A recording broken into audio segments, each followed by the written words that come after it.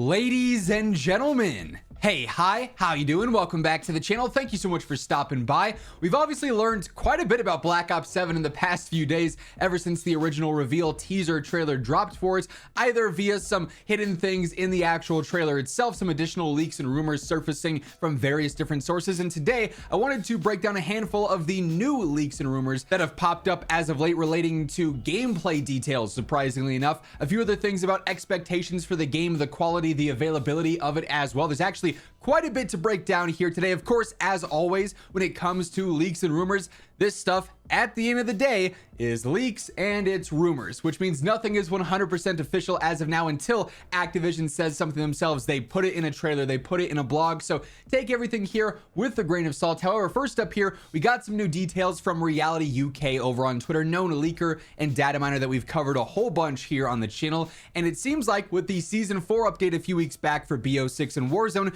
there were some additional Black Ops 7 strings and references that they found. And of course, as time goes on and we see more and more major updates and title updates drop for BO6 and Warzone, we're just going to see more and more leaks for Black Ops 7 because of the lovely thing called the Call of Duty HQ. But here's what reality says.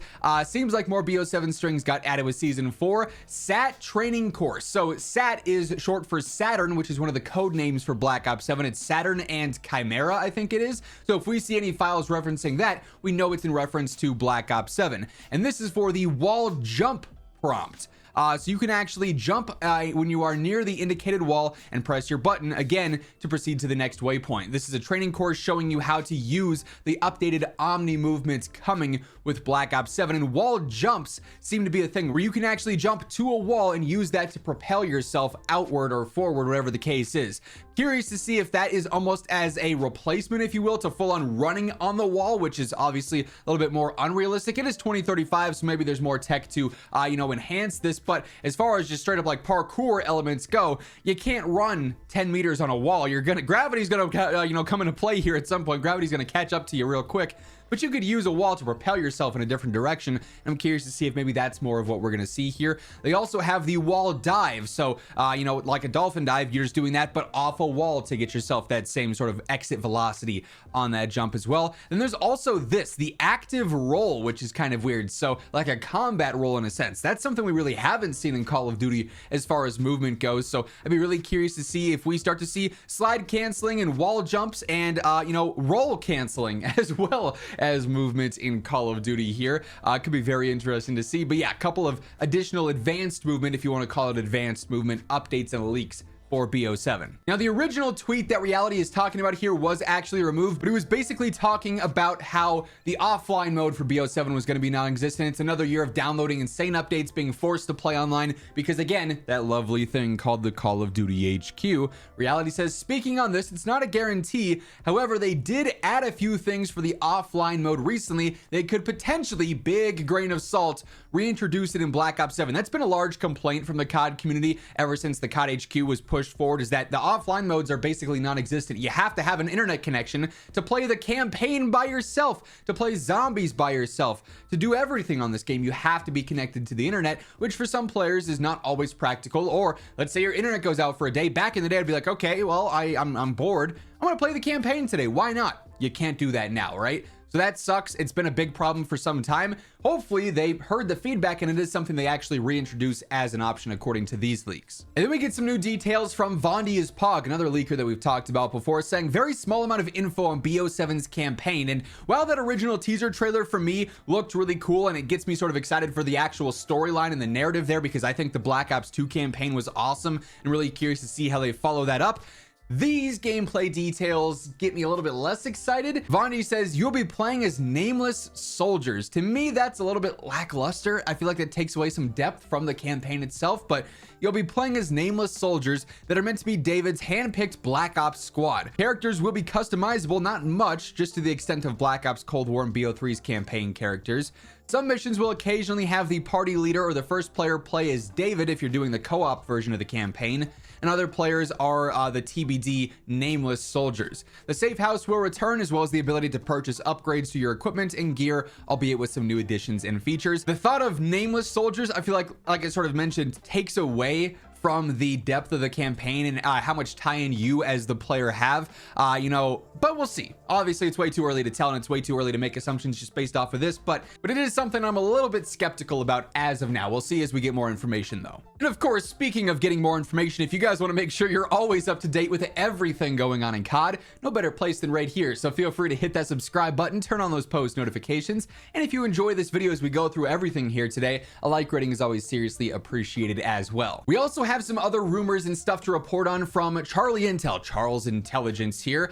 First up, talking about the game's price point. This has been a hot topic as of late, especially for first-party Xbox games, as they did announce that those titles will be $80 moving forward. I think the first one from the Xbox Game Showcase just got confirmed to be $80, and Charles says Call of Duty Black Ops 7 will most likely cost $80 for the standard edition.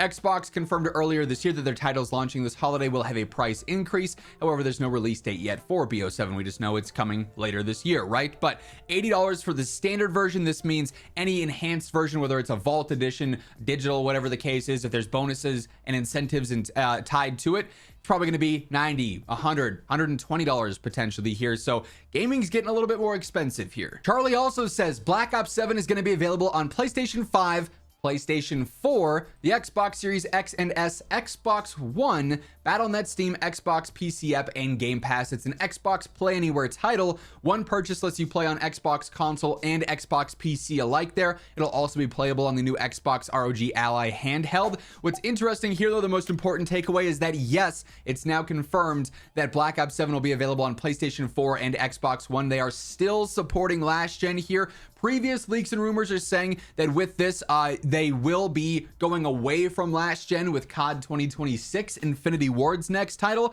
But at that point, like, we're over halfway into this current generation's life cycle for the PlayStation 5 and the Series X and S, right? So it seems like a weird thing at this point that they're still going all the way back to PS4 and Xbox One. It is severely limiting what they're able to do in game, but they also want the game to be as available as possible because they know they're going to make millions and millions and millions of dollars from those people still on PS4 and Xbox One. So for those wondering, yes, last gen is still going to be included in support for this game, but it could be the very last year for it. Another interesting report on availability actually has to do with the Nintendo Switch, or the Switch 2 that just dropped.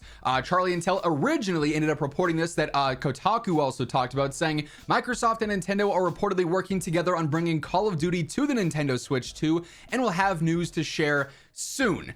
You may recall when Microsoft took over Activision Blizzard King, they also made a commitment to put COD games and other games like that on the Nintendo Switch. I think they have like a decade-long contract or something like that. So that was a big thing back when the acquisition happened, but we hadn't heard anything. And with this initial reveal, there was no mention of anything for Black Ops 7 and Nintendo. However, Activision actually commented on this. Activision's official statement is that they're working with Nintendo to bring Call of Duty to the Switch 2. It's very, basic here, doesn't get into any specifics, but they say, we are committed to getting the franchise on the Switch. Both teams are working on it. We'll share details when ready, aka soon, aka my least favorite word in this industry. Soon doesn't mean anything. It could mean 2 days, it can mean 2 years. It's insanely annoying. But that said, Call of Duty will be on the Nintendo Switch. There's just not a confirmation of if it's going to be with Black Ops 7, if it's going to be later than that potentially, but its availability is expanding. Call of Duty's availability as a whole is expanding. Its price is increasing. And we've got some rather interesting leaks for gameplay. We're only going to start to see more and more and more as we get into the next few weeks and months here, leading up to more and more reveals as well. Of course, if you guys want to stay up to date with it all as it happens, be sure to hit that subscribe button, turn on those post notifications. And if you enjoyed the video, a like rating on your way out would be really appreciated. But once again, thank you so much for tuning in. And until next time, take it easy. Have an awesome rest of your day. And I'll catch you later. Peace out.